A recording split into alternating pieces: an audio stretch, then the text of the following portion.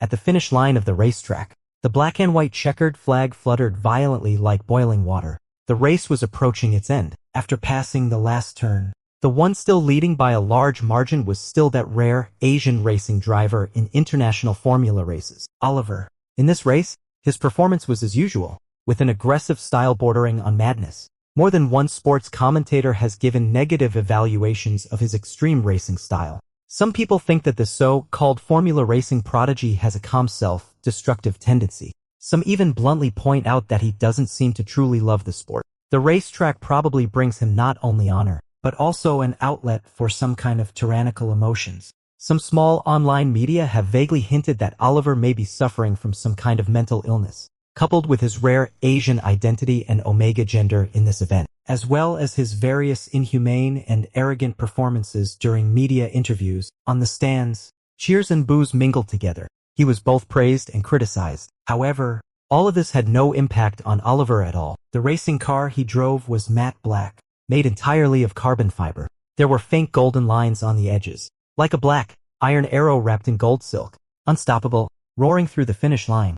On the VIP stand, a handsome and upright man, regardless of the boos around him, stood up and clapped with a proud smile on his face. In the lounge, Oliver staggered and slumped onto the sofa with unsteady steps. His wet bangs had been pushed back to the back of his head, revealing his rosy face like a spring peach. For an Omega, a formula race was enough to completely exhaust his physical strength. He was even too lazy to take off his racing suit. This was Oliver's exclusive lounge. James closed the door and locked it, unscrewed a bottle of energy drink, and pressed the light, blue plastic bottle mouth against Oliver's wet, red and soft lips to feed him. Oliver was quiet and obedient. He raised his hand to hold James' wrist and emptied the bottle of drink in this position. His eyes were downcast, and his emotions were indistinguishable. His light-colored pupils were like distant mountains shrouded in a light mist. He had been married to James for 5 years, and he had always been like this, cold, introverted, and calm. James knew that Oliver was just not good at showing his feelings,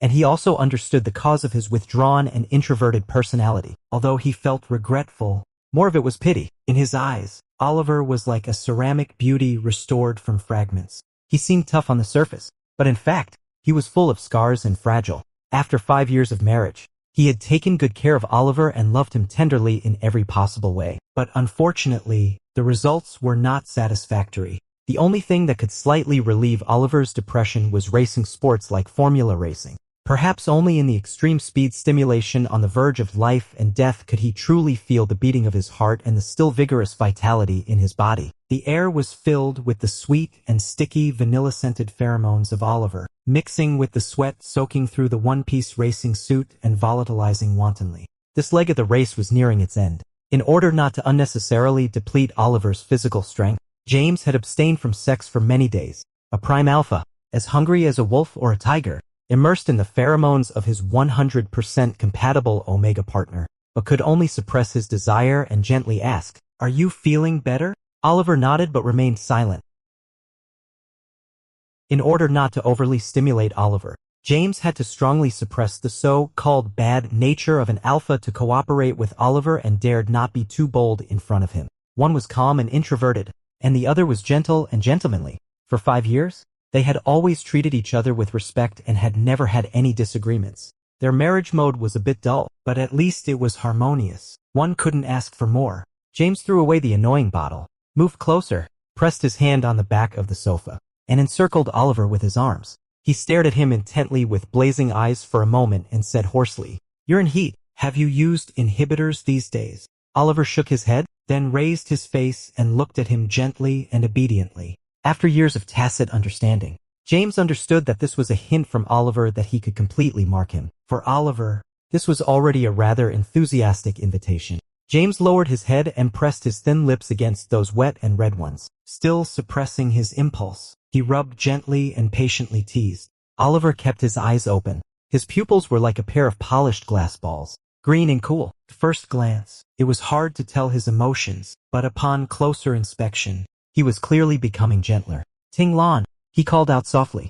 Unable to express his strong emotions, he pinched James's diamond cufflinks with 2 fingers, childishly and affectionately, not allowing him to leave or go far away until his fingertips were rubbed pink. "Ting Lon." Another call. Although the two were very close, his voice seemed strangely distant, as if he was calling for help from James through a thick and invisible barrier. James responded by holding him tighter. His fingertips stroked his sweaty forehead, whispering words of comfort and trying his best to respond to his plea for help. Hold him tighter, even tighter. It's like trying in vain to hold onto a slippery fish, but it will eventually dive into the deep sea.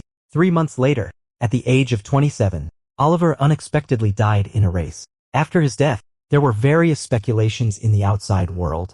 There were all kinds of unreliable rumors, which were extremely absurd and aimed at attracting people's attention. The more reliable ones said that he was disturbed by depression and other mental problems, which led to a serious mistake in the race. There were also busybodies who dug out the early unfortunate experiences of this rising star race car driver with a polarized reputation. He was abandoned by his wealthy biological father in his childhood and wandered in the slums with his mother. He was abused and beaten by his stepfather, which led to a speech disorder. After he became an adult, he was recognized back into the wealthy family and became a tool for his biological father to fight for the inheritance. Suffering unfair treatment, he dropped out of school to work to treat his mother's illness, which led to his failure in the college entrance examination. Unfortunately, his mother's condition worsened and she died of the illness. Before obtaining James' protection, he experienced many dark and painful moments. Perhaps his spiritual world had already been burned to the ground. No matter how gentle and lingering the spring rain is, it is difficult to moisten a scorched earth. The rumors about Oliver's miserable early life disappeared quite quickly.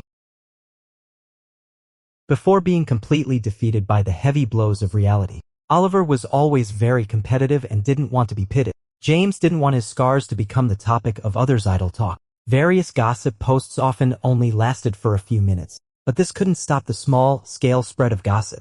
There were always many gossip lovers willing to popularize knowledge to passers-by in the comments section of news related to Oliver. Below an obituary news with more than 100,000 reposts, among the mourning voices of many car fans, there was a slightly sentimental, hot comment. It's hard to imagine how painful James must be. He has lost his young master forever.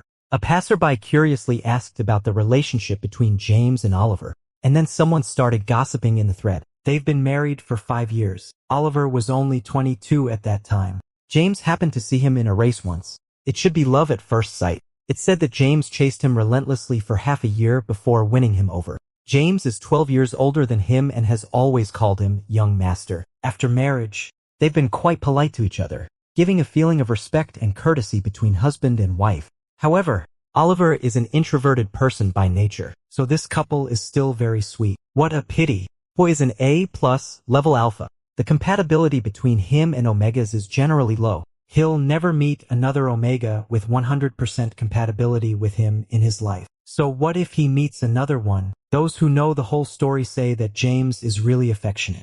If even he can remarry lightly, then there won't be any good alphas left. When this topic was brought up, the comment section gradually got lively. 1 hour later, a new comment made it to the front row. If time could turn back, if James could have met his young master earlier and protected him earlier, would everything have been different? There were many people echoing below. When James woke up, the sky was on the verge of dawn.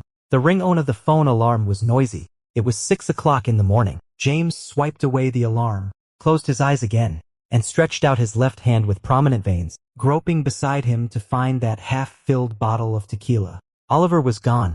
It hurt so much. There was a hole in the softest part of his heart. His nerves craved to be soaked in high-concentration alcohol. Only when they became dull after being soaked could he feel a little better. However, instead of touching the cool and slender neck of the wine bottle as he imagined, he touched a smooth LCD screen. The touch was almost a bit strange. James frowned and slowly opened his eyes. What came into view was a laptop with a glowing screen. Against the deep black background, there were steep lines like electrocardiograms and dense numbers arranged on it. It was the interface of a financial software he was very familiar with, and he himself was lying on the office desk, with a soft golden light gently filtering through the blinds. It was as if he had accidentally fallen asleep while staying up late to handle official business last night. Was it possible? He had no mind for work, but how could he be in the company? Sleepwalking? It was so ridiculous. James propped up his upper body and grimaced in pain. However, this mocking smile hadn't even had time to fade before it suddenly froze. The confusion between being half asleep and half awake faded away. In just an instant, he suddenly became extremely sober. This place was clearly his office 10 years ago. Before his mind could react, with just one glance, James precisely looked at the bottom right corner of the computer screen. His subconscious had sensed something, and his pupils were extremely black and bright. Saturday, 6:02, the year 2021. James tried his best to steady his breathing, unlocked his phone with his fingerprint, and the phone still showed this date. When he opened the address book, his hands were shaking so much that he could hardly hold the phone. According to his memory, he called his special assistant from that year. At 6:30 in the morning, the other side answered the call in 3 seconds. It was the style of that special assistant. A hard, working and always on call beta. Mr. James. It was also a familiar voice. James hung up the phone without saying a word and paced to the French window. The early morning glass was covered with a hazy light, reflecting his face. Handsome, with sharp lines, dark eyes, showing a rare look of surprise, and still quite young. This was what he looked like when he was 30.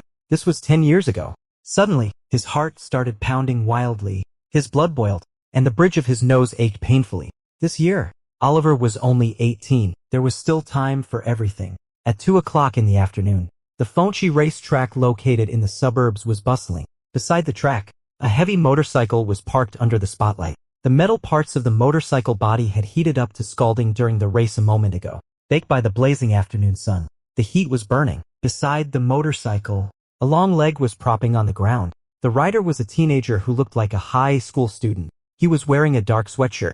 The hooded design looked a bit childish. A few strands of soft black hair peeked out from under the brim of the hood, neatly lying on his brow bone, standing out from the surrounding thrill-seeking street racers. Oliver, having just celebrated his 18th birthday, had dropped out of school for over a year. Currently, he was repeating his sophomore year at Tiancheng Private School. His chromosomal gender was male, and his glandular gender. The record on his household register had been changed to Omega a few days ago. He pinched a stack of banknotes, counted them, and stuffed them into his pocket. It's still a long way off. Oliver looked out at the track. His light-colored pupils and skin both exuded a coldness, like thin porcelain, hard and brittle. Fengchi Racing Track has been operating in the suburbs for many years. It provides tracks and a variety of racing car rentals. You can play with motorcycles and formula cars. The racetrack operates legally, but most of the people who come here to play with cars are not good people. Drag racing is expensive. The track, the car, and the fuel all cost real money.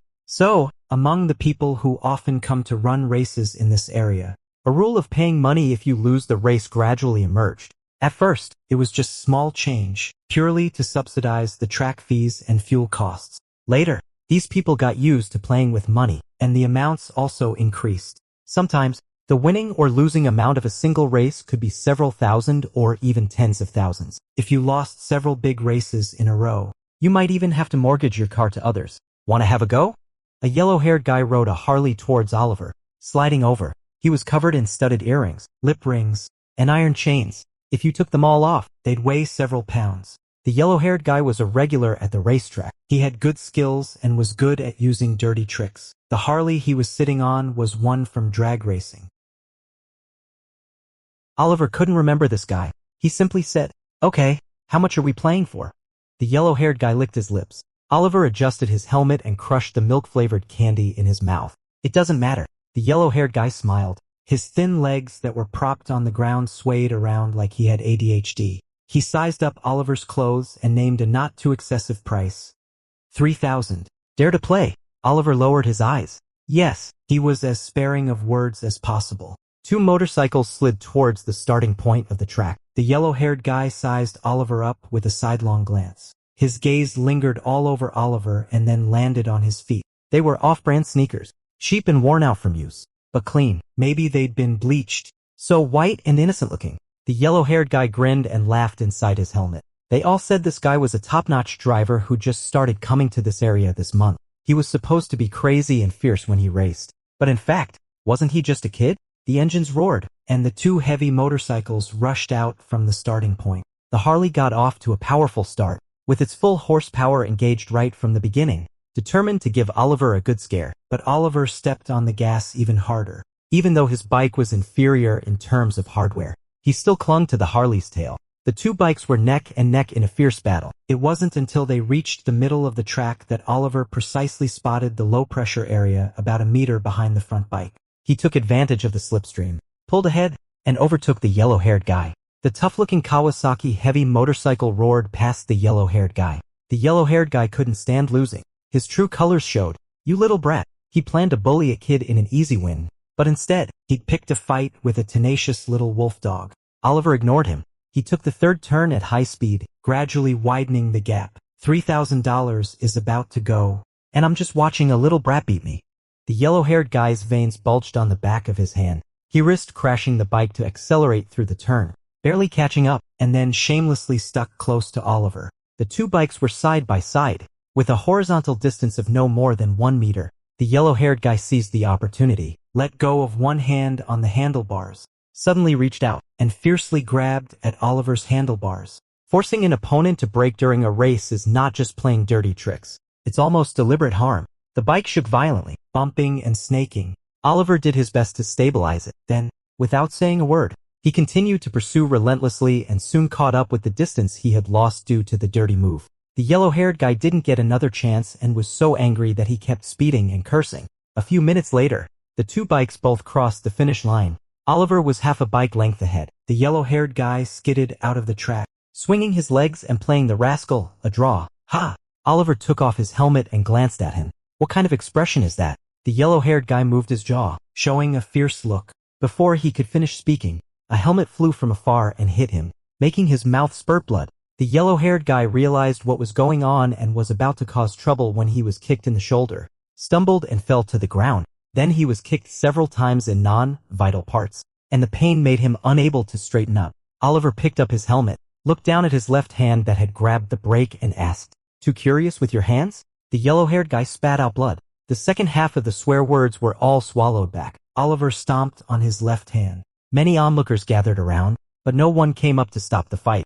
Oliver looked extremely young, but his aura was extremely fierce and terrifying. He was like a knife made of ground glass, fragile but sharp. The yellow-haired guy was in pain and scared. After the few blows he had received, he could tell Oliver's strength. He was probably a high-level alpha. He regretted his own blindness. He didn't dare to say another word, gasped in pain with red eyes, and shrank towards the wall. Oliver squatted down, carefully pinched the hem of the yellow-haired guy's clothes with his fingernails, lifted it up, and examined the yellow-haired guy's upper body with a cold look. What are you doing?" The yellow-haired guy hurriedly pulled his clothes down. Soft tissue contusion area less than 15 square centimeters. Oral mucosa damage. Finger fracture. Minor injuries. At most detention. He knows it well. Oliver glanced at him, took out his phone, and in a seemingly kind-hearted tone but with a hint of threat, said, "Should I call the police?" Not wanting to suffer a loss on the spot, the yellow-haired guy shook his head and said, "Brother, I won't call." "Really? I won't." Oliver nodded, stood up, and in a clear voice said, "Then the 3,000. Yes, the 3,000. I'll transfer it to you right away." The yellow-haired guy took out his phone. Oliver shook his head, remained unnaturally silent for a few seconds as if holding his breath, and then slowly said, "As medical expenses." Oliver's face was pale when he walked into the racetrack restroom. Cold sweat slid down his spine, soaking the small of his back. The cold and damp fabric stuck to his coccyx. A moment ago, that highly aggressive scene triggered his pathological reaction. Even the rough timbre was extremely similar. In the late spring in the north, the water spurting from the faucet was still bone-chillingly cold. Oliver didn't mind the cold. He scooped up water and repeatedly washed his face. Only when his facial skin became numb and itchy, and a rosy blush like that of a spring peach appeared, did he force himself to stop. Ugh! After washing his face, Oliver leaned on the edge of the ceramic sink and retched a few times. He hadn't eaten anything at night, so he couldn't vomit anything,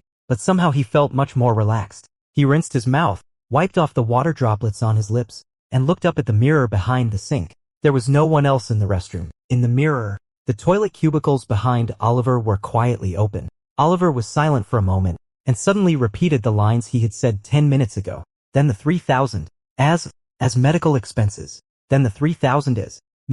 Medical expenses, he stammered. Henry thought he was embarrassing and sent him to a stuttering correction center for a month. However, he still couldn't speak coherently when the words exceeded 3. Perhaps his speech disorder stemmed from deeper problems that those courses couldn't address the core of the issue. Fortunately, he had long been accustomed to this problem he developed since childhood. To avoid being laughed at, he tried to keep his speech as short as possible on a daily basis, appearing naturally cold and taciturn. Just now he almost made a fool of himself in front of that hooligan. Fortunately, he held his breath at the critical moment and covered it up. Only 7 words. He couldn't even speak 7 words smoothly. Not quite reconciled. Oliver tried to repeat it several times. As a result, the more anxious he became, the more he stumbled. The only thing he gained was that his face was flushed red and the corners of his eyes became moist. At this time, there came footsteps outside the bathroom. Oliver pursed his lips slightly, pulled up his hood and kept silent. The person who came was a tall alpha racing driver. When he entered the door, he glanced at Oliver inadvertently and recognized him as the boy who had beaten someone just now. Oliver's face, which had been wet and red at the corners of his eyes from holding his breath just now, seamlessly switched to a small coffin-like face, and he glanced at the racing driver indifferently. The racing driver withdrew his gaze and didn't want to cause trouble. After leaving the racetrack, Oliver stood by the roadside in a daze for a while. As usual, he adjusted himself and cleared away his weak emotions.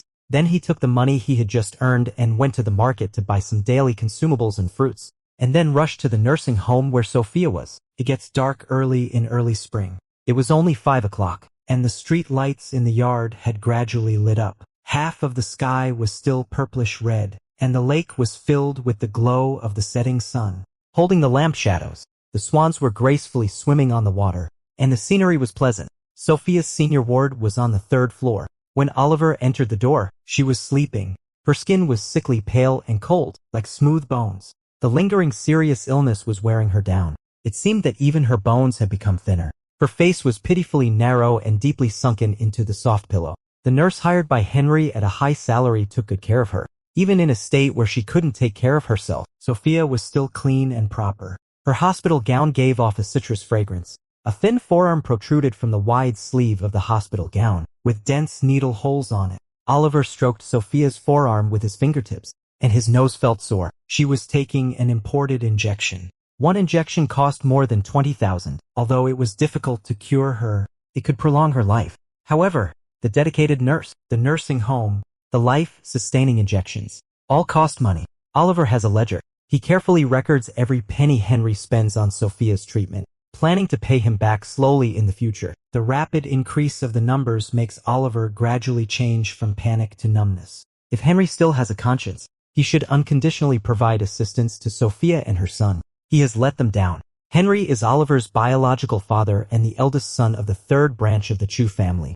When he was young and promiscuous, out of momentary passion, he swore to spend his life with Sophia, who came from an ordinary family. He even instigated Sophia to abandon her studies and elope with him. It wasn't until Sophia had a child out of wedlock, defying public opinion, that the cries of the baby and the heavy pressure of poverty gradually shattered Henry's illusions. Marriage alliance, well-matched families, family property. He seemed to be encountering these words for the first time and regretted his actions. He was a wealthy young master used to a life of luxury and couldn't endure hardships. He resolutely returned to the ancestral mansion to kowtow and accept punishment, begging his mother to cover up the scandal. A year later, he followed the family's arrangement and married a noblewoman. Sophia cried, made a scene, and pleaded. She even put aside her dignity and rolled on the ground with the infant Oliver in her arms. But in the end, she was unable to change the situation. An omega who has a child out of wedlock is a synonym for suffering. She raised Oliver in the slums.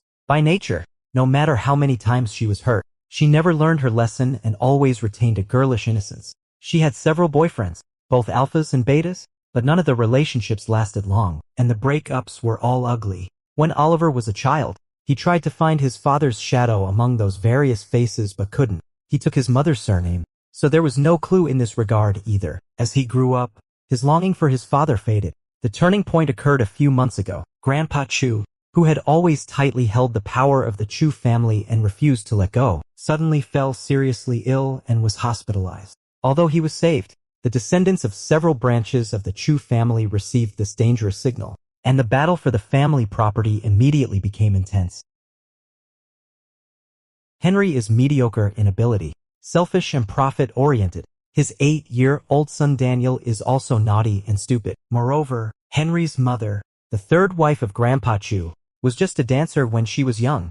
Not only was her background humble, but there were also rumors of her having an affair after marriage. Therefore, the third branch of the family has never been favored by Grandpa Chu and is at an absolute disadvantage in the inheritance battle. Henry is not willing to just pick up the scraps left by his siblings. In desperation, he remembered his eldest son who was living outside and whose whereabouts were unknown. He thought the child might be of some value. So he investigated the whereabouts of the mother and son and came to their door for the first time.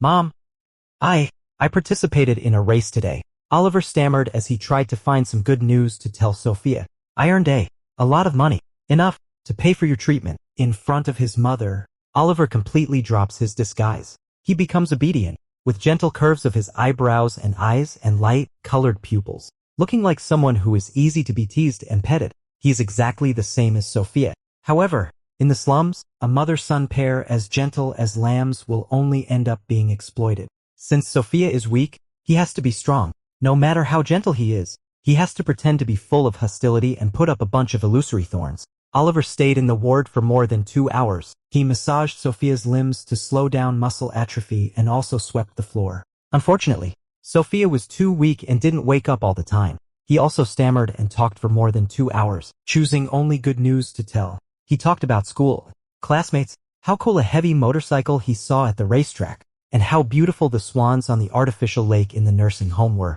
He is not really taciturn, but except for his mother, no one has the patience to listen to the stuttering boy's long-winded talk.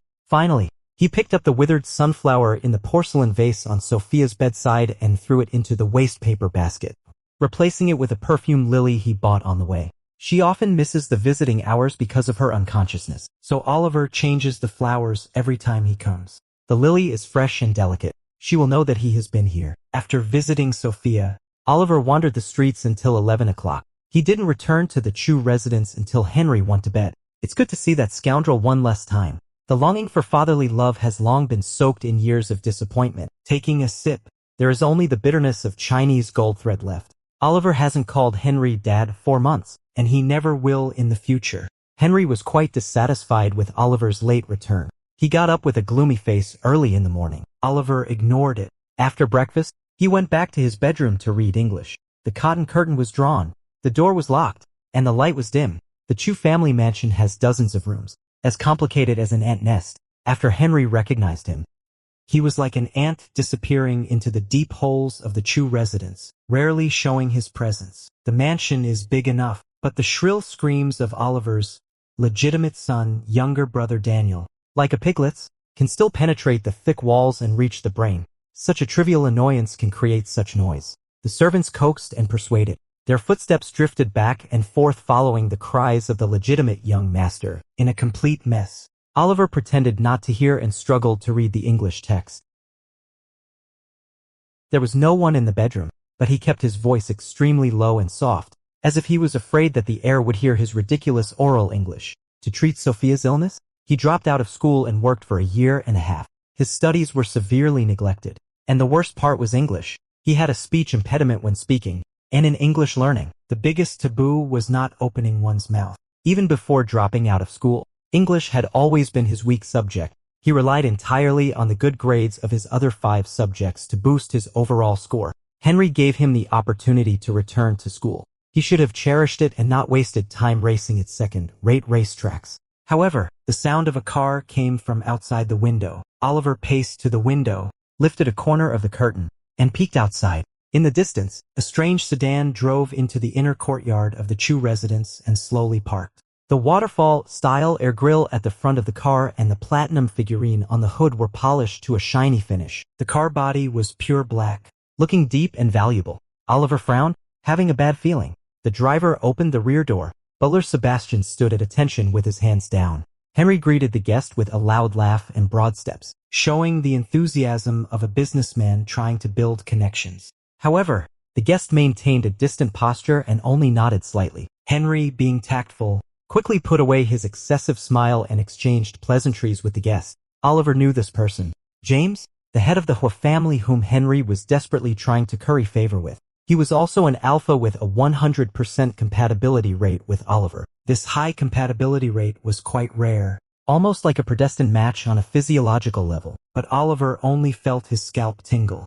He was originally an A-class alpha. The reason he would turn into an omega now was because he had what was called a secondary differentiation that normal people didn't have. Secondary differentiation was a relatively rare condition, mostly caused by the disorder of pheromone secretion during puberty. Patients generally started their second differentiation 3 to 4 years after their first differentiation, and the true glandular gender of the patients was determined by the result of the secondary differentiation. Oliver never knew he had this problem. Before the secondary differentiation started, he always thought he was an alpha. Recently, he was recognized as a member of the Chu family. Henry took him for a series of examinations, including various infectious disease screenings and glandular tests.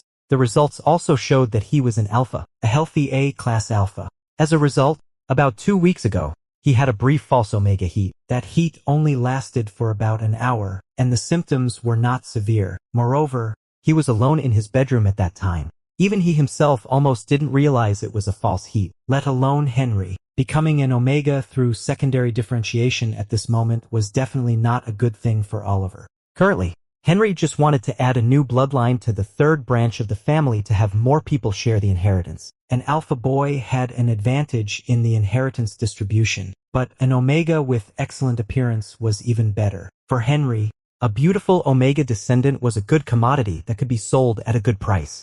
Oliver is not stupid and can figure this out. Therefore, he doesn't plan to let Henry know and wants to keep it a secret for as long as possible. However, the problem lies with the private hospital that gave Oliver a physical examination. Originally, his gland test was already done. However, for some unknown reason, the hospital claimed that the previous gland test result was incorrect and that Oliver might not be a real alpha. Naturally, Henry wouldn't let go of this possible opportunity. He took Oliver for another examination. This time, the hospital suggested they conduct a more accurate but also more troublesome genetic test. After all this, Oliver's omega identity was completely exposed. What surprised Oliver even more was that before overjoyed Henry could peddle him like goods to various families in exchange for business resources, the new head of the Hua family came to propose marriage on his own initiative. The timing couldn't have been more perfect. It's no wonder the Hua family is well informed that private hospital is one of the many industries operated by the Hua group. Henry's series of actions took place right under their noses. It's hard for the Hua family not to know that an omega with a 100% genetic match to James suddenly appeared in the Chu family. Oliver looked down through the gap in the curtain. As an A-plus class alpha, James was nearly 1.9 meters tall. The spring weather was unpredictable. The temperature at noon was much higher than that in the morning and evening. The floor tiles were glaring white under the sun, looking extremely hot. However, James was wearing a formal three-piece suit to show his respect for this meeting. The fabric of the suit, which cost tens of thousands of dollars, had a deep luster.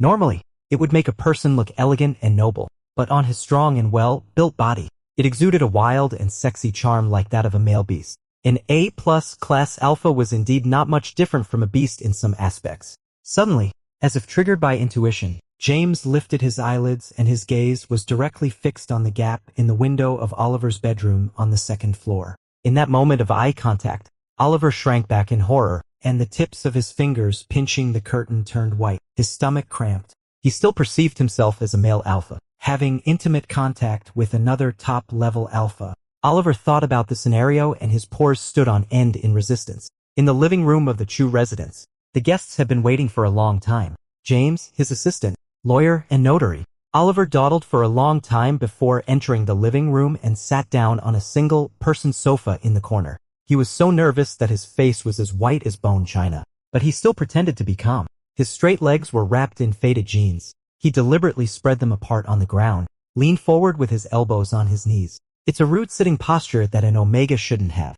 That cheap outfit won't do for a formal occasion. He hopes that James will dislike him, but he doesn't dare to go too far, because Sophia's life is still in Henry's hands. Henry looks gloomy and warns Oliver with his eyes. Oliver doesn't even look at him. He hangs his head and slides his phone quickly with his fingers. Looking like he's really busy, his intuition tells him that James is looking at him.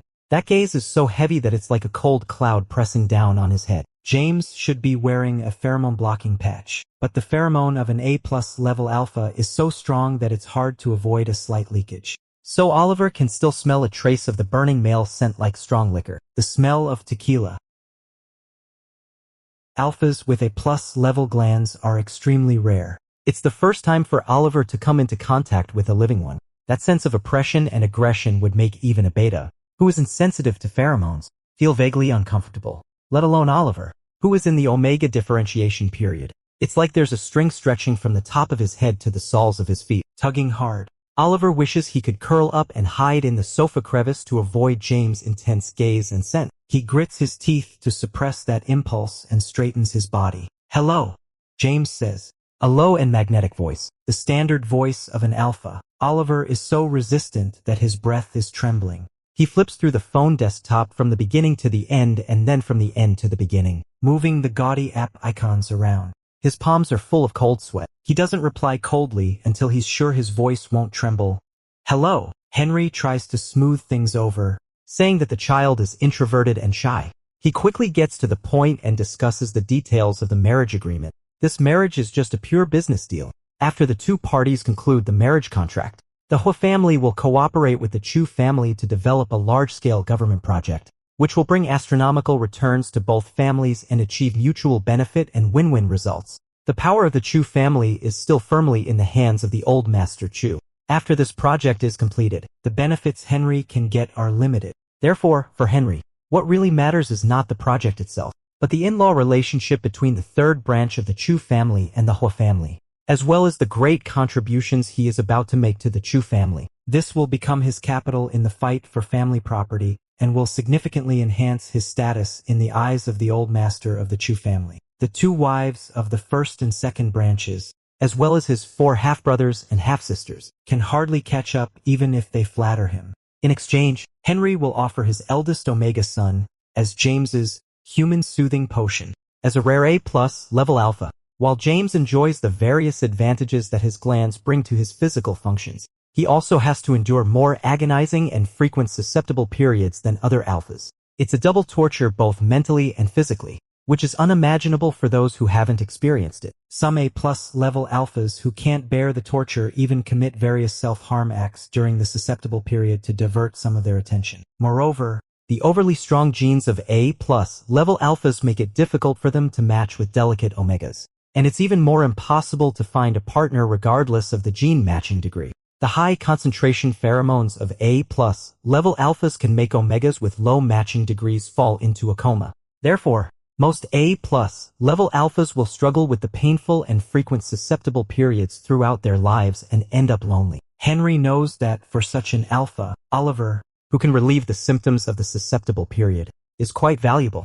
James is also happy to lead him to think so. At the other end of the sofa, the young boy with an innocent look on his face has a cold expression and a sharp temperament, just like a little hedgehog. He puts on an air of not caring about this deal at all, but he never dares to look others in the eye, and the fingertips holding the phone turn white from excessive force. The forced coldness can deceive outsiders, but in James' eyes, it's as shoddy as a piece of soaked paper that will leak at the slightest touch.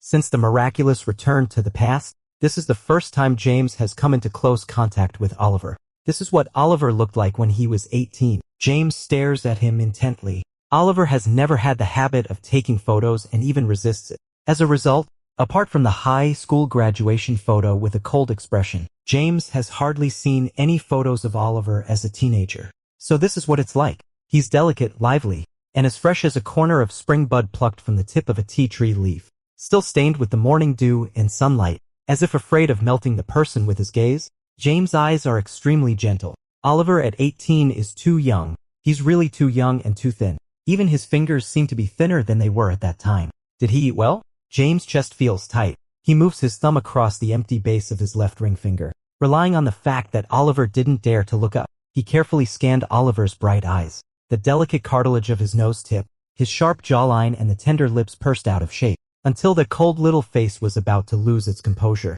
He slightly curled his lips. The moment Oliver suspiciously glanced at him, he withdrew his gaze, along with the greed and attachment in his eyes, remaining calm and collected.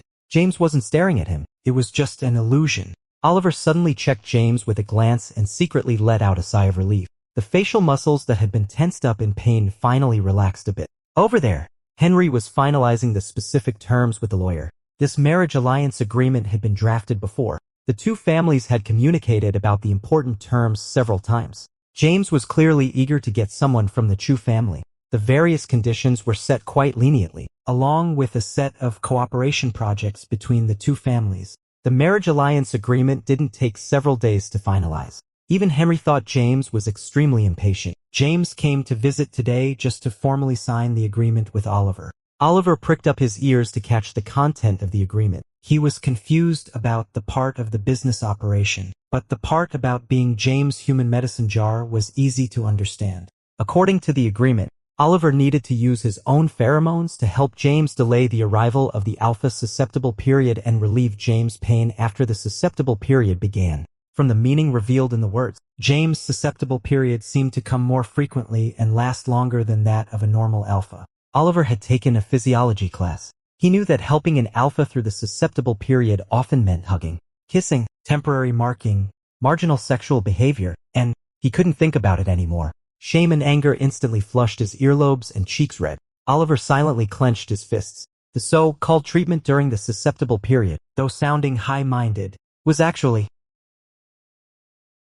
He had already made up his mind. He would reject all requests beyond hugging. Anyway, even if he couldn't beat an A+ level alpha, he wouldn't let the other person have his way. He would try his best to delay. Once Sophia's health improved, he would take her far away, settle in another city, and then find a way to dissolve this absurd marriage relationship. He could study while working part-time, participate in more races at the venue, and slowly pay back the treatment fees to Henry. Once he owed him nothing, he wouldn't have to be threatened by him anymore. But a chilling thought flashed through Oliver's mind. Would Sophia's health really improve? Now she was just barely keeping her life with those expensive injections, and there was no hope of a cure in sight for the time being. Henry didn't seem to care much about her illness. Suddenly, a knocking sound dispelled Oliver's chaotic thoughts. James curled his fingers and tapped twice on the corner of the table in front of Oliver, like reminding a distracted student in class.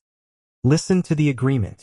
Caught in his daydreaming, Oliver was so embarrassed that he lost his composure and glanced at James. The man had an extremely handsome face. The contours and facial features carried the sharpness exclusive to alphas. His iris was darker than ordinary people's, deep and obscure, making it hard to discern the emotions hidden within. He was wearing a high-end custom-made suit blended with lapis lazuli powder. The shirt on his chest was slightly tight due to his pectoral muscles. The fabric undulated with his breathing, rippling with a subtle and ambiguous silk sheen. It was pure male hormones. James didn't have to do anything. His very existence exuded a strong sexual implication. As if his eyes had been burned by fire, Oliver quickly averted his face. It was a sign of resistance, but to outsiders, it looked a bit like shyness. It took a few seconds for the flat voice of the lawyer reading the rules and terms to reach Oliver's ears. All forms of subjective and intentional physical contact against the will of party B are prohibited, including but not limited to hugging, touching, sexual harassment and implications in the form of words, texts, images, etc. against the will of party B are prohibited. The provision of pheromones is limited to non-direct contact forms, including but not limited to releasing pheromones from a distance and providing items containing sufficient pheromones. The marriage agreement specified and restricted James' behavior in great detail. As expected, Oliver's complexion improved a bit. James stared at him. His dark pupils were like some kind of instrument, observing and measuring his emotions skillfully. Based on this, he chose his words carefully and comforted him. I've added some regulations to the agreement. Maybe this will make you feel more at ease. The Hua and Chu families are old friends. The relationship between the two families has always been close. Technically, you should call me uncle of the old family. In fact, the two family elders weren't that close. To say it was an old friendship, it was definitely the Chu family reaching up high. Saying the two families have a close relationship was just a diplomatic phrase to make Oliver feel less panicked about being traded by his father to a stranger. I won't do anything against your will relying on our marital relationship, James said seriously. You don't have to have too many concerns. Oliver quickly pursed his lips and stubbornly said, I'm not. He wanted to say, I have no concerns, but was afraid that stuttering would reveal his timidity, so he simply kept silent. James looked at him for a moment, slyly, and continued to say what he wanted to hear. Considering that you are currently in high school, everything should focus on your studies. It's not appropriate to publicize the marriage alliance widely. My personal thought is that our marital status can be temporarily kept secret from the media. All relevant arrangements should be based on the premise of not affecting your study and life, and should be kept as low-key and simple as possible. The wedding can be postponed until after you graduate from high school.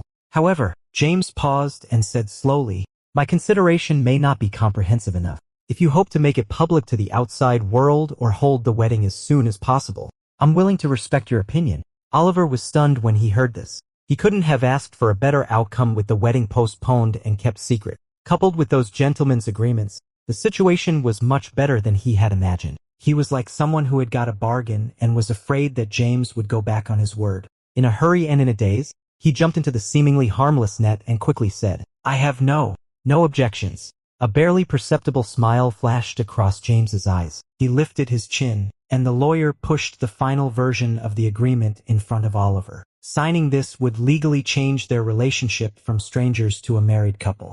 Several pairs of eyes crossed like a net, and the air suddenly became thin. Oliver's chest heaved with difficulty a few times. Sophia's sickly face in the soft pillow flashed through his mind. It really had come to a dead end. Oliver took a deep breath, gritted his teeth, grabbed the pen, and held it tightly in his hand. It was James's personal item. The pen was heavy, and there was a trace of pheromone on the blue lacquered surface. Fearing that others would notice his trembling hands, Oliver signed the agreement in a hurry and forcefully. The sharp vertical stroke of the character CI tore the contract paper. The door of the storage room was wide open, and there were piles of sundries on the floor. Oliver squatted in front of the suitcase and stuffed a pair of sneakers wrapped in a plastic bag into the cramped space. According to the requirements, after the marriage alliance agreement came into effect, Oliver should cooperate with James to complete the civil affairs formalities within a week and move to her residence for long-term living, so as to provide pheromone for James at any time. The formalities were completed on the day of signing the agreement. Oliver had postponed the move for a few days, but finally couldn't delay it any longer. This morning during breakfast, Henry directly told the driver to come back to Chu residence at 1 o'clock this afternoon to take Oliver and his luggage to the Hua family. Oliver had few personal belongings, which took up less than half of the suitcase. However, there were quite a lot of old items cleared out after selling Sophia's old house, and he couldn't bear to throw any of them away. The home where he had lived with his mother for 17 years was gone. These sundries full of memories were his only remaining thoughts. When Oliver moved from the rental house to Chu residence, Henry's legal wife, Isabella, came to see him specially. She was a beautiful Omega who was so well maintained that it was hard to tell her age. With a gentle demeanor, she lightly lifted her skirt like someone wading through a muddy pond, tiptoed through the gaps in the luggage room to avoid getting her ankles dirty. She didn't say anything unpleasant, only gently told Oliver to tell her if there was anywhere he wasn't used to living. After that, her eyes glanced at a few of Sophia's old clothes in the storage room, and she subtly curled her lips in an ambiguous way. True disdain is often not as violent and sarcastic as in those cheesy dramas. Those people will maintain an appearance of good breeding, calmly and seemingly inadvertently crush others' dignity as thin as paper. The non-woven luggage bags used when he came had long been thrown away by the servants as garbage. Oliver rummaged through several sturdy cardboard boxes. He had to take all his things away. Otherwise, most of the remaining ones would probably be swept into the garbage station by the servants. Oliver packed 3 full cardboard boxes and moved them to the door, but there were still a lot of sundries in the room that hadn't been packed. Oliver stood in the middle of the messy bedroom and looked around. A deep sense of exhaustion welled up from his bone joints and filled his whole body. He pulled over a chair and sat down to rest. His gaze fell on the edge of the bed. There were several unfolded clothes lying there. Among them was a beautiful camel-colored overcoat, which Oliver bought during a promotional event 2 years ago as a birthday gift for Sophia. It wasn't a top-tier brand, but it was still incredibly expensive after the discount, costing all of the savings Oliver had accumulated from part-time jobs. The coat had a good cut but was also delicate, afraid of being crushed or folded. Sophia cherished it very much and was always very careful when wearing it. Oliver regretted taking it out of the luggage bag last time. This was his mother's favorite coat, but he hadn't treated it well. Thinking of his mother, his eyes ached with soreness. Oliver took a deep breath and tried to control himself, not daring to let himself be weak. At this time, there were footsteps at the bedroom door, but Oliver didn't pay attention. He was like a transparent person in the Chu family. The servants had passed by the door many times this morning, but none of them came in to help or even ask a question. When Henry was not at home, in order to please Isabella, the servants even tacitly didn't call him for meals. Unexpectedly, someone gently knocked on the door twice. Oliver quickly tilted his head, let the corner of his eye brush past his shoulder, and then turned to look. It was James standing outside the door. He was only wearing a graphite-colored silk shirt on his upper body, which outlined the contour of his pectoral muscles. The cuffs were neatly folded up twice, and he wasn't wearing a watch. Looking ready to do some work, Oliver didn't want others to see his vulnerability. He forced himself to look James in the eye, with a glint of coolness in his eyes like snow. "I'm here to pick you up. Your father isn't here, so I came up by myself." James' gaze lingered on Oliver's slightly red eye corners for a moment, seemed to see through something but didn't ask, and then shifted his gaze straight to other places. This was a guest room. It wasn't very big and the furniture was simple. A folding study desk was placed beside the window with good lighting. The imitation bamboo wood grain paint on the desk looked old. There were 2 packaging bags stuffed in the wastebasket in the corner, with the words coconut bread and red bean bread printed on them. The plastic paper shone with a cheap and unnutritious oily sheen. No wonder he was so thin. James Adams' apple rolled slowly. This was the living environment of Oliver when he was 18. According to James' investigation in his previous life, Oliver would have lived here for a long time until Sophia passed away due to ineffective treatment. The news of his mother's death would completely crush him. And Henry, who had successfully divided up the inheritance, would regard him as a burden and send the mentally broken Oliver to a juvenile behavior correction center. Oliver would endure a long period of torture in that dark place, and many of his mental problems originated from that period. After that, he managed to escape from that place, cut off the father-son relationship with Henry, and made a living by racing in a second-rate racetrack. At that time, he lived in a shabby rental house and still had an obsession with studying. He would keep reading books and try the adult college entrance examination until a manager of a well-known racing team recognized his talent and signed him. From 18 to 22 years old, the 4 years that James was absent in his previous life were not long in a sense, but for Oliver, those were the 4 loneliest and most painful years. The malice and persecution from his close relatives were enough to create a shadow that would cover his whole life. At this time, the life assistant came in with a stack of empty storage boxes. James came back to his senses, subconsciously stepped to the side to block the assistant's view into the room, then turned around to take the empty boxes and motioned the assistant to move the packed cartons at the door. "Is there anything I can help with?" James asked. Oliver was fully concentrating on putting on a cold face. Hearing this, he was slightly stunned and reflexively refused to help.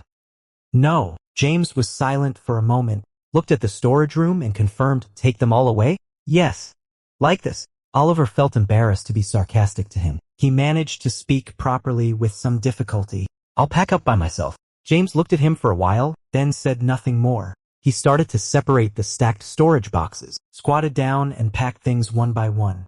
His actions were proper and natural, as if he was supposed to do these things for Oliver. Many of these old things were of commemorative significance, photos of the mother and son, various learning awards of Oliver from primary and junior high school, and Sophia's handwritten parenting diary in his previous life when they were married for 5 years. James had never seen any of them and didn't know where they had been thrown. He took out a silk handkerchief from his shirt pocket and wiped the thin dust on a wooden photo frame. His gestures showed a kind of restrained cherish and affection. Oliver felt his eyelids getting hot when watching him wipe things. He felt inexplicably shy and felt something was wrong but couldn't tell what it was. After being silent for a while, it was too late for him to refuse. He hesitated for a moment, then dragged an empty box and slipped to the corner of the wall diagonally opposite to James. Using it as a base, he packed up more quickly, before he had packed for long. James' deep voice sounded above his head. "You can't fold this kind of overcoat like this." 2 straight trouser legs stopped in front of him. Oliver was startled, and the overcoat that Sophia cherished most in his hand had been taken by James. His slender and steady fingers smoothed the wrinkles, straightened the ties and buckles, then hung it on a hanger and put it into a dust bag. After finishing, James handed the dust bag to the assistant and told the assistant to take it downstairs. While James was carefully packing the overcoat, Oliver stood far away. While packing up, he carefully stole glances at James with the corner of his eye. If you haven't been treated gently for a long time, you will feel strange and even weird about kindness. Moreover, this kindness itself was a bit strange. During this period, the butler Sebastian sent someone to help eagerly, no matter how impolite a family was. It would be a joke to let guests do the work when they came to visit. But James just said indifferently, "Thank you, but no need." After saying that, He didn't send them away. Instead, he continued to condescend to pack up things, as if he was performing. The servants and Sebastian didn't dare to step forward, and it was not appropriate for them to just leave. They stood in the second-floor corridor, being left out by James, which was like being punished to stand. After being left there for a long time, they really couldn't bear the low pressure of the A+ level alpha. With fine sweat on their foreheads, they left awkwardly. The two of them and the assistant were busy until 12 o'clock, and all the things were moved out. Oliver slung his bag over his right shoulder and followed James downstairs at a distance. He glanced at James' tall and straight back in front of him from time to time, and the look of entanglement on his face became more and more obvious. James came here specially to pick him up and was so meticulous, bustling around. Regardless of other things, he should at least say thank you. This is the most basic courtesy. He was born into poverty, but his family upbringing is no worse than that of the young ladies and gentlemen from the upper class. Sophia has a gentle and quiet nature and is well educated and polite. If it weren't for being deceived by Henry, she wouldn't have ended up in the slums, a place that is completely out of tune with her. The fist in the school uniform sleeve clenched and unclenched. After several rounds of hesitation, Oliver summoned up his courage and quickened his steps to catch up with James. As soon as he got closer, his nose immediately caught a whiff of the burning tequila scent. Before he could say a word, his cheeks were already burning hot. "What's wrong?" James stopped and looked at him sideways. "Today," Oliver licked his lips, not sure how to adjust his expression. He shifted his gaze and said, Thank you." James was so imposing, and with the faint leakage of his alpha pheromones, he was very intimidating when looking at people. Oliver was affected by him and performed abnormally. He stuttered on the last 3 words. How embarrassing. Oliver wished he could stretch out his tongue and iron it. He didn't want to open his mouth in front of James for the next year. James looked down at Oliver's face, desperately trying to hide his annoyance. The corner of his lips curled up slightly. It seemed that he wanted to tease him, but after a moment of silence, he said politely, "You're welcome," perhaps considering that sharing a confined space might make Oliver nervous. James offered to take separate cars from Oliver. They arrived at the Hoare residence one after another. Oliver hesitated for a moment when getting in the car. He didn't want to share a car with an A+ level alpha with a highly invasive pheromone. As it turned out, that worry was unnecessary. James was considerate and gentlemanly in dealing with people. Every detail made people feel comfortable, and it seemed that he really had no intention of relying on the legal marriage relationship to do anything to Oliver. It was just his own overthinking. "Mr. James isn't that bad." Oliver hugged the Nyo-Yuwang and lowered his head. Embarrassed, he twisted the strap of the Nyo-Yuwang, rubbing his fingers red. The main residence of the Hua family is an hour's drive from the Chu residence. It is closer to the city center and also nearer to the private school where Oliver is currently studying, making it more convenient for him to go to school. The main building where successive family heads have lived has weathered the years, but it doesn't look dilapidated. Instead, it has accumulated the dignity of a noble family over generations. 2 auxiliary buildings for servants are attached to both sides of the main residence, hidden among fountains, grasslands, and well-trimmed garden shrubs. In comparison, Henry's mansion even seems a bit shabby. When Oliver got out of the car, several servants trotted over and quietly carried the luggage. The butler, Matteo, with a kind smile, had received instructions from James, afraid that Oliver would feel uncomfortable. He deliberately didn't use post-marriage titles like Sir, but addressed him as Mr. Oliver and led him into the main building to the bedroom that had been renovated especially for him. The area of this bedroom is more than twice that of the small guest room in the Chu residence. Although it was said to be newly renovated, the main changes were to the furniture and furnishings. All top-grade, environmentally friendly materials were used, and a professional team was invited to remove the harmful substances from the decoration. Even an alpha with a sensitive nose couldn't smell the slightest odor. The light blue and warm gray color scheme gives off a simple and clean sense of youth. The central air conditioning and smart home facilities are all available. There are separate areas for rest, entertainment, and study in the bedroom. This was James' idea since Oliver was new here. He might be too shy to say what he needed or wanted to do. If the bedroom was more functional, he would have less trouble. There are several brand new skateboards hanging on the background wall behind the bed. There is a row of F1 famous drivers' signed car models placed on the left side of the display cabinet. There is even a helmet signed by an F1 racing god, which was auctioned at Sotheby's in Paris last year. On the right side, there is a neatly stacked pile of unopened painted models such as mecha racing cars. A large projection screen hangs on the wall opposite the bed, connected to several game consoles. In the study area, there is a row of light-colored ash bookshelves standing against the wall. The bookshelves are half filled, mostly with Chinese and foreign masterpieces and various high school learning materials. There are many things in the bedroom, but they are numerous yet not in disorder. Every detail is trying hard to please a boy of Oliver's age. No, it's simply like precisely pleasing Oliver himself. Oliver was in a daze. He glanced into the room a few times. He liked every single thing here, but he just stood stiffly at the door of the room, motionless. He really didn't think that such a carefully decorated bedroom had anything to do with him.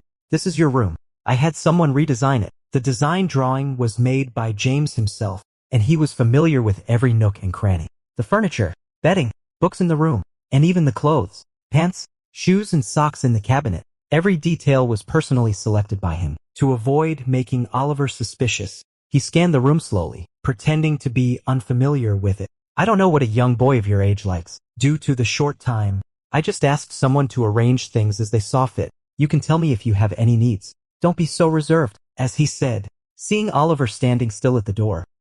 He looked straight at him with his black eyes under his handsome eyebrows and said, "Come in." Oliver didn't want to seem timid. He straightened his back and stepped in, but he soon lost his energy and didn't know where to put his feet. He knew that according to the marriage alliance agreement, he would live in the Hoare residence for a long time and couldn't propose to separate until James' condition was stable. It would probably be 3 to 5 years. He also knew that for James, renovating the room was just a matter of giving an order to his subordinates. But in his opinion, such treatment was still too grand. It was so grand that he didn't know what to do with himself. Seeing that Oliver was so reserved that he was almost turning into a statue, James thoughtfully didn't stay any longer. After giving a few simple instructions, he took Matteo and left, closing the door behind him. Oliver watched him leave and noticed that there was an anti-theft lock, which was commonly seen in hotels, installed on the door frame of this bedroom. He didn't know if every bedroom in the Hoare residence had one or if James saw through his defensiveness and installed it for him alone to let him sleep at ease at night. It was like emphasizing that he wouldn't do anything at night. It should not be the case. Oliver nervously ran his hand through his hair, feeling inexplicably embarrassed. Matteo left first to prepare dinner. James had replaced several chefs some time ago, and the current chefs were all poached from elsewhere at high salaries by Matteo according to his instructions. Since these chefs had just started working, Matteo was not at ease and was used to checking on them during breakfast, lunch, and dinner preparations. However, James didn't leave. He quietly stayed outside Oliver's room. After some coaxing and deception, he finally managed to bring him home. It's like abducting a child. James curled his lips with a hint of self-mockery. The young Omega in the early stage of secondary differentiation still had a faint pheromone. Only a weak, warm and sweet scent of vanilla could be faintly caught through the crack of the door. The smell of Oliver in his memory. James took a deep breath, silently pressed his forehead against the door, and gently stroked the door panel with his fingertips, as if caressing the slender spine of the young man. As a top-level alpha, James' 5 senses were extremely sharp. He could clearly hear every slight sound made by Oliver in the bedroom. Oliver was wandering around, with the mentality of being an outsider in someone else's house. He walked very lightly, like a kitten, curiously stopping and going. He was quite envious of the things in the display cabinet, but he just stood there and looked at them with his eyes. After looking for a long time and having his fill of the sight, he obediently returned to the writing desk in the reading area, took out reference books from the Yaoi website, and piled them on the table one by one. Then, there came a soft sigh, the rustling sound of turning pages, the crisp clicking sound of pressing a ball-point pen. Probably because he was in a new environment, he couldn't concentrate on reading. The movement in front of the desk stopped after a while. Then, there came a faint sound of the zipper teeth sliding and the friction of polyester fabric in the room. This was taking off clothes. Maybe he was going to change into a comfortable home where James closed his eyes. He shouldn't have stayed here any longer. The 5-year loving time after marriage had vanished into thin air and only existed in his memory. To Oliver, he was just a strange alpha now. Yet he stood outside the door, harboring an unspoken love and desire, eavesdropping on the secretive faint sounds caused by the friction of clothes in the room. This was so unseemly, like an old hooligan. James belittled himself, but his feet seemed to be rooted to the ground. The creased trouser legs of his well-ironed suit were firmly planted in place, and he was acting like a hooligan while looking well dressed. At this time, Oliver suddenly stopped when he was halfway through changing his clothes. There came another series of footsteps as light as a kitten's, getting closer and closer. James held his breath and was about to step back, but suddenly there came two crisp click sounds from behind the door. Locking the door and fastening the anti-theft lock, Oliver did it all in one go. James was slightly stunned and then sneered. Is this, afraid that he would rush in? James' chest burned and heaved rapidly twice, as if someone had seen through his unmentionable and amorous thoughts. He actually wanted to. The next day, Oliver got up late for a rare occasion, seeing that it was almost time to go out, but there was no sound at all in Oliver's bedroom. The butler, Matteo, had to go there in person and knock on the door to wake him up. The breakfast was already prepared. Oliver quickly washed up and changed his clothes, then listlessly sat down at the table and rubbed his misty eyes. He didn't rest well last night. His sleep was light and fragmented. Years of living without a sense of security made him need more time than ordinary people to get used to a new environment. Even after falling asleep, his nerves were still tense. He definitely wouldn't sleep well on the first night in a new place. Oliver's breakfast had already been placed on the table. James knew Oliver's preferences like the back of his hand. He ate more than the average omega. Preferred meat, especially seafood such as fish, shrimp, crabs, etc. Had a sweet tooth, and like tropical fruits. Once he started eating ripe pineapples and sugar apples, he couldn't stop. The kitchen staff got a detailed list. 2 junior workers got up before dawn to crack the crabs. They cracked out 3 small basins of fresh crab meat for the national first-class pastry chef specially hired by James to steam 2 trays of steamed buns. There were 3 kinds of fillings: crab meat, crab roe, and crab shell, each with its own delicious flavor. Matteo originally had the intention of seeking credit, but unexpectedly, Oliver showed little interest in the steamed buns. He restrained himself and lowered his eyes, only scooping up the fish congee. He scooped up a bowl of congee and buried his head in eating it, then picked up some side dishes with his chopsticks. Doesn't Mr. Oliver like to eat crabs? Matteo asked nervously. It wasn't what was written on the list that James gave to the kitchen. It's okay, Oliver replied vaguely. Matteo had served the Hua family for most of his life. He was perceptive and could tell that this Mr. Oliver held a rather special position in the heart of the family head. He didn't dare to be the least bit negligent. After some deliberation, he advised, these were all specially made for you by the kitchen as per Mr. James's instructions. He just hoped you would like them. Oliver gave a soft and still continued to eat the congee and side dishes. Just as Matteo was in a dilemma, he saw James walking down the second floor and entering the dining room. He seemed to have just taken a shower. His bangs naturally hung down, looking extremely black because of the moisture. His face was handsome and striking. The veins on his wrists protruding from the cuffs of his bathrobe were throbbing, which was the state after morning exercise. Those desires that were especially restless and churning in the early morning always needed an outlet. Oliver buried his head in eating, pretending not to notice someone coming. In fact, his ears were almost standing up, like a rabbit that had found an eagle landing at its burrow. After exercise, the pheromone concentration of an alpha will briefly increase. The strong tequila scent burned Oliver's exposed skin, making it hot and turning it red from overstimulation. Facing the highly invasive pheromones of an A+ level alpha, even an omega with a 100% compatibility needs a period of adaptation. Good morning. James' gaze gently fell on the tips of Oliver's red, hot ears. Oliver swallowed a large mouthful of porridge with difficulty and pretended to be calm as he said, Good morning. James saw that Oliver was so nervous that he couldn't even eat properly. Feeling sorry for him, he was about to avoid the situation when Oliver suddenly pushed the bowl away, stood up abruptly, and said incoherently, I'm done eating. Although in a hurry, he was still reluctant to waste food. He finished the bowl of porridge that his spoon had touched, gulping down the last few mouthfuls with his cheeks slightly puffed. So you're done eating? James stopped in his tracks, glancing at the 2 drawers of steamed buns that hadn't been touched at all. He was slightly stunned. He had a guess in mind but didn't show it on his face. He just said casually, How can you be so picky about food? I'm going to be late. Oliver hurriedly grabbed his things. He had lived in poverty for a long time. Since childhood, he had lacked material things, and the huge medical expenses for his mother had always weighed heavily on his mind. The future was uncertain, so when he occasionally saw such expensive and delicate food, he didn't dare to touch it. He was afraid of remembering the taste of good things and always missing them later. If one has too many desires, one won't be as strong-willed. Don't be in such a hurry. Just ask the driver to drive faster. James looked at him. his heart melting with pity. Take some milk and fruit to eat on the way.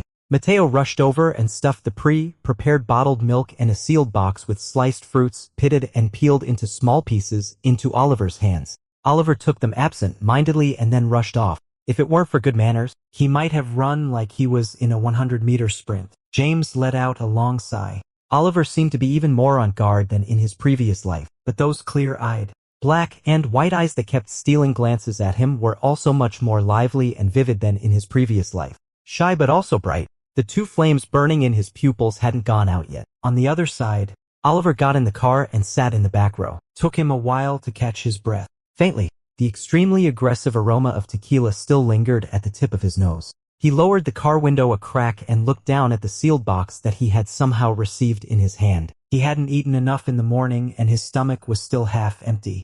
After a moment of hesitation, he opened the lid and took a look at the fruits inside. The milky white blocky pulp was something he had never seen before. It smelled a bit like pineapple. Oliver speared a piece doubtfully and turned it around. What on earth is this? 10 minutes later, the car slowly parked diagonally across from the school gate. The driver walked around to the back row and opened the door. Mr. Oliver, we're here. In the back row of the car, Oliver glanced at the driver and suddenly woke up as if from a dream. Then, he wiped off the milky white juice of the 8 moya from the corner of his lips. Feeling guilty, he quickly stuffed an empty box into the Neo unit. In order to avoid unnecessary contact with James, Oliver didn't dare to get up late anymore from that day on. James held a high position but was extremely self-disciplined. If he didn't come home late, he actually got up as early as Oliver, a high school student.